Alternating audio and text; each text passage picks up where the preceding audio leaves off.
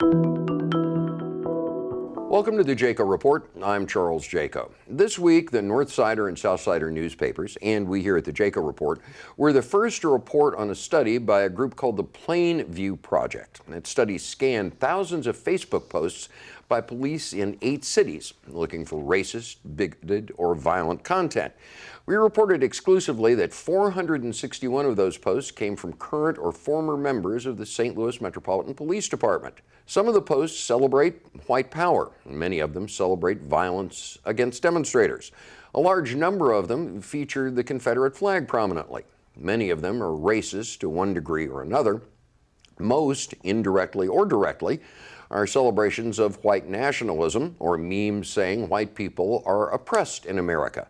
A good number of them glorify or make a joke of police violence against civilians in general and against Black Lives Matter protesters specifically. In general, the posts are anti-Black, anti-Muslim, and anti-immigrant. They demonize the African American, Latino, and Muslim citizens the police are sworn to serve and protect, while dealing in openly racist images like the Confederate flag. Now, St. Louis police say they'll start racial sensitivity training for all police officers next week. And the department has also launched an internal affairs investigation into the post. Meanwhile, an African American police officers group has filed a formal complaint against 13 city police officers because of the Facebook content. Relations between many police agencies around St. Louis and communities of color have always been tense, and that tension grew after Ferguson, and now here we go again. And we're pleased to be joined by a panel to look at race, law enforcement, and relations between cops and minorities. Robert Motley is a PhD candidate at Washington University. He is the lab manager for the Race and Opportunity Lab at WashU's Brown School of Social Work and has studied police use of force in communities of color. Missouri State Senator Carla May represents the 4th Senatorial District in Jefferson City. That district covers roughly half of the city. She sponsored legislation, among other things, to require police officers to undergo drug tests and psychiatric evaluations following officer-involved shootings. Rufus Tate is a partner in the Tate Law Firm in St. Louis. He's an attorney representing the Ethical Society of Police, an organization of African American police officers in the city. And thanks to all of you very much for coming in. We appreciate your time. Rufus, I want to start with you. The complaint that the group you represent, the Ethical Society of Police, filed against police officers internally. This is in addition to any internal affairs investigation the police department might run. What was said in that complaint that was filed? Well, of course, we can't reveal the content of the complaint itself. Good afternoon, by the way. But what it was just taking the Plain View Project report that was out there in the public sphere anyway. Some of our membership came across it, read it, saw familiar names, and forwarded those on to the police department. Now, when you say saw familiar names, these are white cops that they had known were prone to racism in the past, white cops that have been reported in the past? We do know that some of them have actually been reported in the past. Of course, you also know some tendencies of some just from being around them. And then there are some new names on that list. Senator May, among other things, when I remember I asked you for a comment on this earlier this week, you said words to the effect of, this just shows that we cannot trust the St. Louis Metropolitan Police Department to police themselves. They want our trust, and yet they betray our trust with this sort of thing. If the police department in St. Louis is incapable of policing itself, what would you propose to put some teeth into oversight that would make sure that there was adequate transparency? Well, first of all, good afternoon.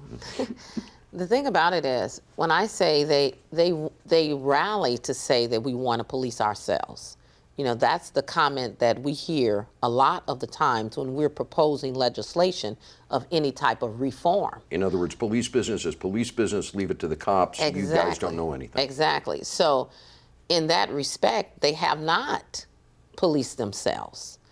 And for some reason, they shy away from eliminating bad apples within their own ranks. So what I do propose is that the legislation that we have put forth, allow that legislation to go forth, allow it to pass, because I think that some of it is good reform for our police departments. What are some of the things in there? Well, some of the things in it is mental health. anytime that I think that when the police first start going through training, they have one mental health evaluation. But you'll have officers that's been on the job 30 years with no mental health evaluation. So if you haven't had a mental health evaluation and you're always looking at the worst side of anything, you're looking at the worst part of the city, I believe that a mental health evaluation either every 5 years or every 10 years on the job would also go a long way for the health of the officers and what they see. Also, another form of that we considered was not only the mental health evaluation that we consider, was also the I'm trying to think of it. It had something to do with the policing that was in the bill. So a lot of that. So I think it's a lot of things that are out there. I know the gentleman from Kansas City, Brandon Ellington, he had filed a lot of legislation over the past in reference to police reform, criminal justice reform. We've had a lot of legislation that has not gotten any hearings in reference to criminal justice reform.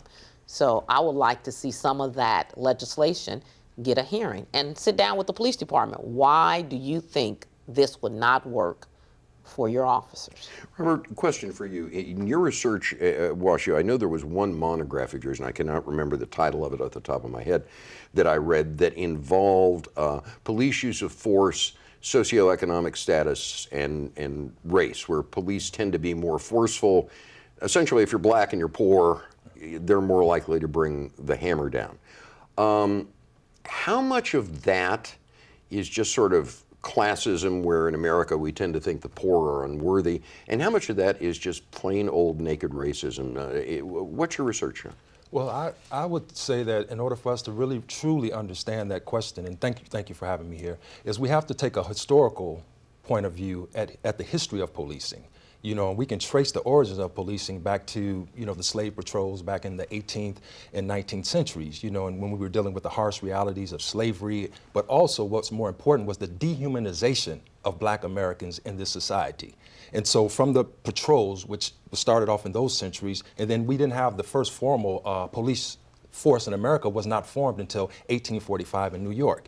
And so you see that if people see another ethnic group as being less than human, and they've already have grown accustomed, and these things have been hardwired into our consciousness to look at blacks as being less than human, to be not educated, you know, to be less than, inferior to other ethnic groups. And so when you have these actions that have been going on for not just decades, but we're talking about centuries, and then you move into the 1845s on through Jim Crowism, where you had the convict leasing, where you know, now we have the Emancipation Proclamation. We're free, but blacks are now being locked up and criminalized for doing nothing, you know, vagrancy, and being put on chain gangs. And so you have the police now going to Jim Crow, you have the hangings. So we've seen these attitudes and these perspectives about blacks historically since the founding of this country. Then where should we go from here? You had mentioned before we went on the air that you thought one answer might be to require state licensure for all cops, the same way doctors, lawyers, cosmetologists, for heaven's sake,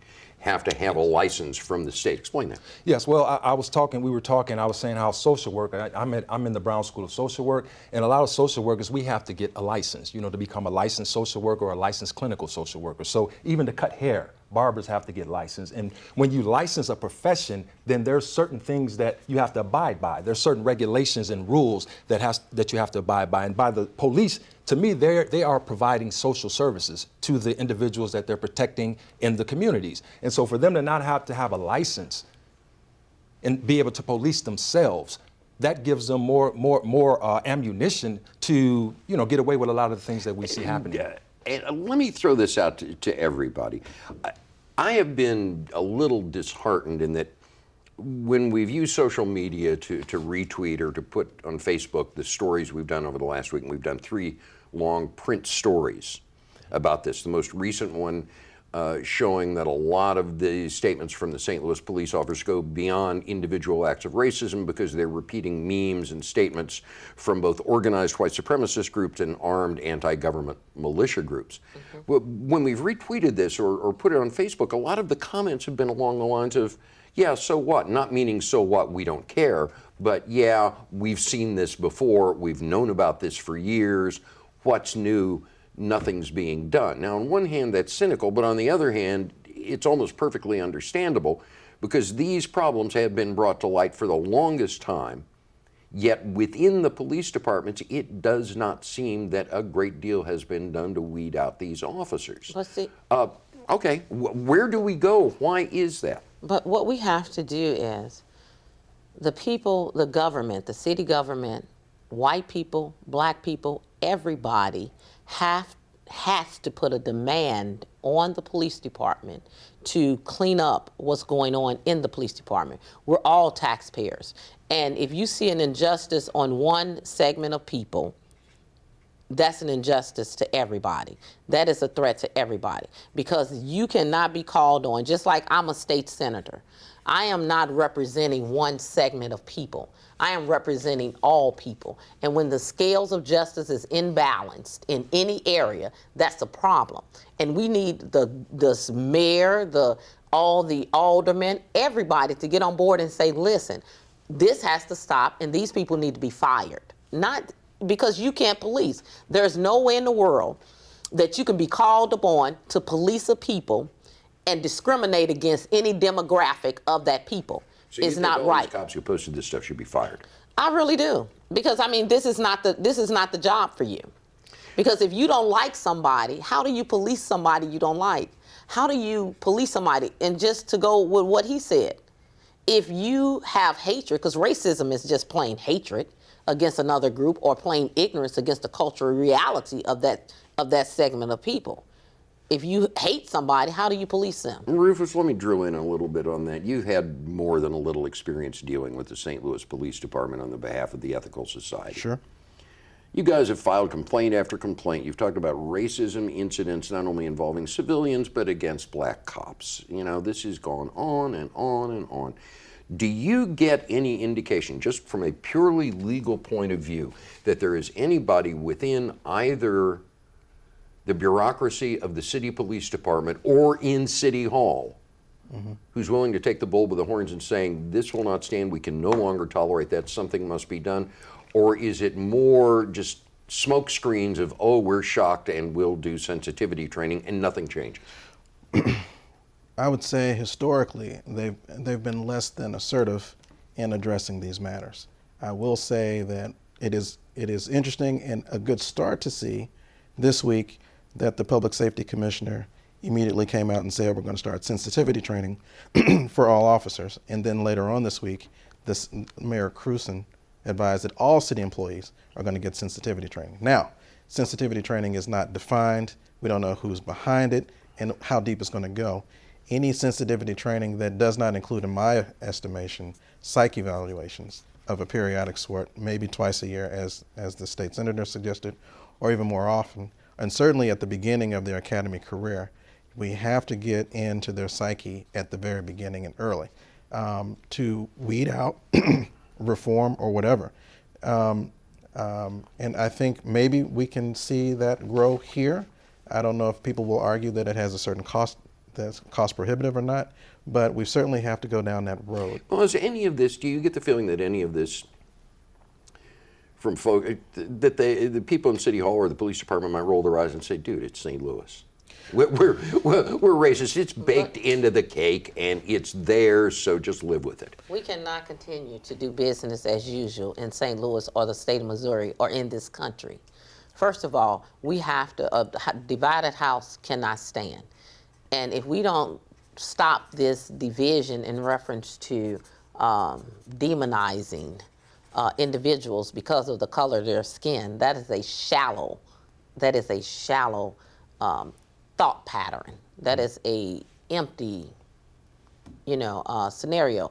We have to change that thought pattern, and we have to have an attitude from top down, even in the state, even the governor, even in the state, all the way down, saying that we're different, but we're going to dwell together. We're Missourians, we're Americans. That should be the attitude. And so any other attitude contrary to that should be, like a red sword sticking out, and it should be, eliminated. You shouldn't hold a position in public service where you don't care about people.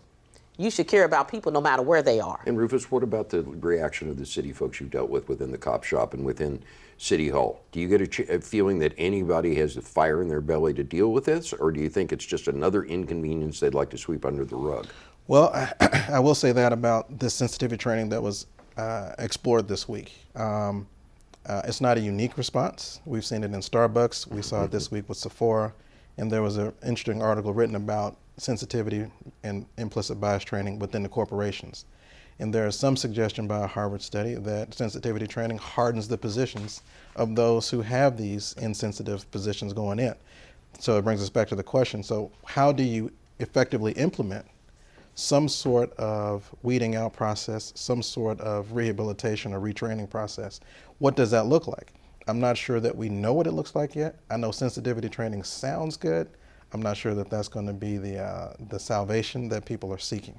Robert, I'm sorry, go ahead.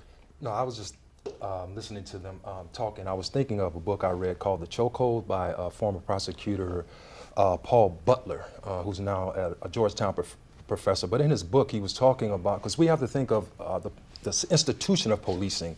When you look at its institution, and a lot of this is embedded within the institution. And so he begs the question is, how can you reform an institution that is doing what it was built to do? In order to do that, you have to tear down the institution, you got to create another institution. So he said there's no such thing as reforming an institution when police officers are being paid to do exactly what the system wants them to do. And so I think we have to have a paradigm shift sometimes when we're talking about these issues that are so embedded into our society. Okay, talk to me about that. If we're looking at a paradigm shift, but you've got the whole thing, look, you're paying cops to be cops. Yes. And if the definition of cops is we're going to kick ass and take names, rather than, we're going to protect and serve. How do you change that? On one hand, it's an overall mindset. On the other hand, each police force has its own individual culture, and individual police forces show where things can be changed. Do you see, given the public reaction to this, that there might be an appetite among the general public to, as you say, tear down the structure and rebuild it from the ground up? Or do you think the sense of inertia is so great that nothing may happen? No, I think that there is a consensus that people have lost confidence in the police force. And there's a such thing as we talk about police legitimacy and procedural justice, and there's two antecedents to that. It's one, when you feel that the police officers are doing what they're supposed to do in terms of reducing crime, but then there's also their performance. Are they ethical? Are they honest? Are they consistent in how they treat different individuals? And when you see both of those things are disrespected, for those groups of people who have been experiencing that, they view the police as being illegitimate. And so we were talking about this earlier, is when people start feeling that the police officers are illegitimate, then they stop depending on the police officers. Well, let me say this though. I think you can, reform. I understand, because let me say this. We need police. And we're not saying that we don't need the police. And we're not saying that we're anti-police. What we're saying to the police is, why is it that you're the entity that don't want to have any change, any reform? Tell us what reform looks like from your perspective. And we haven't had that conversation, because the only conversation we have is we don't like that or we don't like that. Isn't it a lot of this, besides endemic racism in the society, and I know that's a big besides, but besides that, isn't this sort of inside the head and the heart of people who become cops in the first place? In other words, they're not looking at it as somebody who gets out of the car, talks to the kids, says hello to grandma on the porch, knows people in the bailiwick that they patrol, and treats them as a community. Rather, they're treating this like it's an anti-insurgent operation in Kandahar, and black people are essentially the Taliban, and our job is to make sure that nothing gets out of line, and if they do, we dust them. In other words, how do you get that paradigm shift from somebody who's looking at this as a quasi-military operation, keeping the lid on in Taliban country, versus somebody who says, these are fellow American citizens worthy of my time and respect and even love, and I'm here to protect them and make their lives better? How do you flip that? I'm going to say this. We have numbers. Look at the AG's report. they see these numbers. These are metrics. This should give you the basis to correct some bad actions. In that report, it shows that percentage-wise, African Americans are stopped and searched more than any other ethnic group. And when it said that, it shows also that African Americans are not, 9 times out of 10, it's their Caucasian counterparts that have the contraband, but they're not stopped and searched. So you have these metrics. I'm gonna say one thing. We're the United States. We're supposed to be flying under one flag. One flag. We had a civil war and we became the United States. It is time that we remind people that we are the United States. And I'm gonna say it like that because, you know, when you're trying to legislate the hearts of a person, it's hard to do that. So what you have to do is figure out some kind of psychiatric questions that you can ask them to determine what their perspective is and then say you're not suited for this position. Robert, let me follow up with something you said earlier, crisis of legitimacy. Not thinking the cops are legitimate, that they're more of an occupation force than they are a legitimate law enforcement agency. If you take that to its logical extension, you have eroded trust in not only in the police, but in institutions of government to the point where people just throw up their hands and say, the hell with it. And they You know, depend on I mean, themselves. there's nothing in this for me. Yes. I mean, do you think that a lot of police realize that that's what's going on and that things like these Facebook posts are actually making their jobs worse and harder? Some of them have that perspective, and you have to notice that a lot of these activities that we've seen. Remember, we didn't have Facebook before the internet and Twitter and all those different things like that. These actions were going on. You know, it's just that we become more prevalent to it because now people are taking out their cell phones and recording. They're becoming their own journalists, being able to post on their blogs, post on Facebook, Twitter, and things like that. But these things have been going on. You know, so it's not like this is something brand new, these behaviors. These are just behaviors that have been continued, but now we're being exposed to them through other avenues.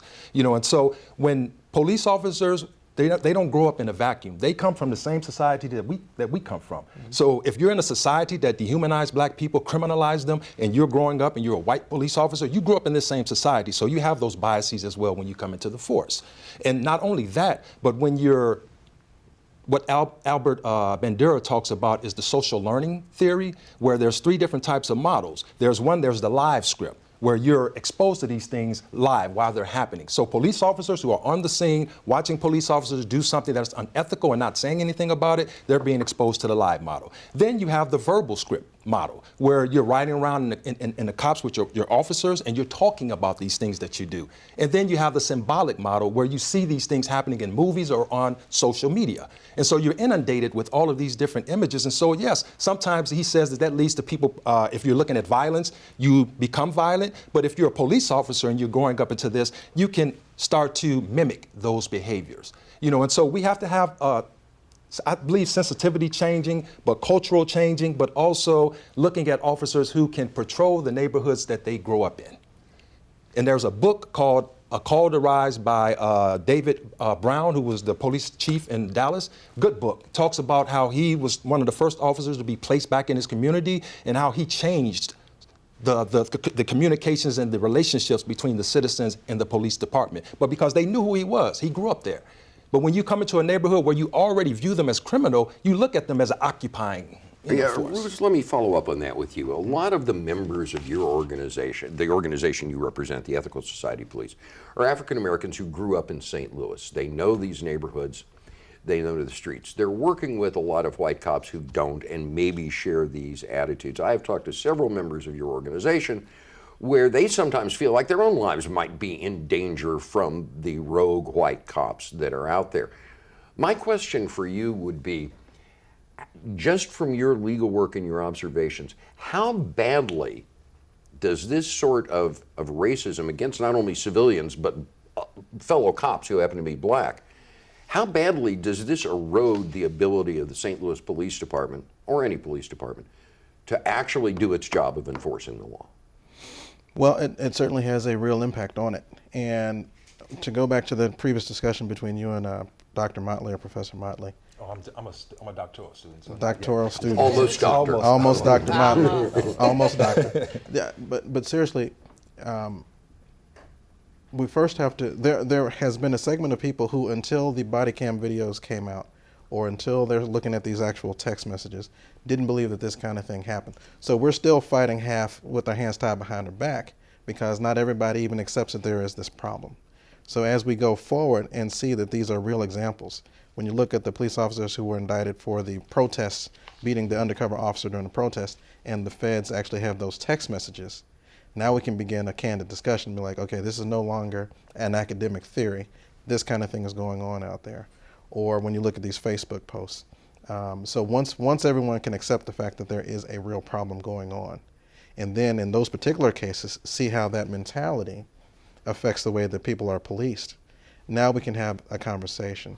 It is no different than when we're worried about the kids who want to go off and fly into the Middle East and we call them radicalized. Yes. We should be concerned about domestic radicals who happen to infiltrate some of our government institutions. Now, I'm not saying that's everyone, That's and we're correct. not saying it's all white officers or any other officer. But we do have to develop a system to identify particular officers who should be under surveillance, under watch, monitored, and set up for these kind of evaluations and testing and rehab. Okay, a final question for all of you, and then we'll just go from left to right. Remember, we'll start with you. Given that we know what we know, and given, as Rufus pointed out, this has become more and more apparent as time goes by, and given, as the senator has pointed out, the police are an extremely important part of the functioning of a civilized society that just can't continue this way, balancing that against reality in St. Louis and America, optimistic, pessimistic, lukewarm, that actually some real meaningful change to weed out these kind of attitudes is possible? Or do you think we're just going to clutch our pearls in horror and then this is going to go away and we're not going to touch it again? What do you think? No, I'm very optimistic. There's Why?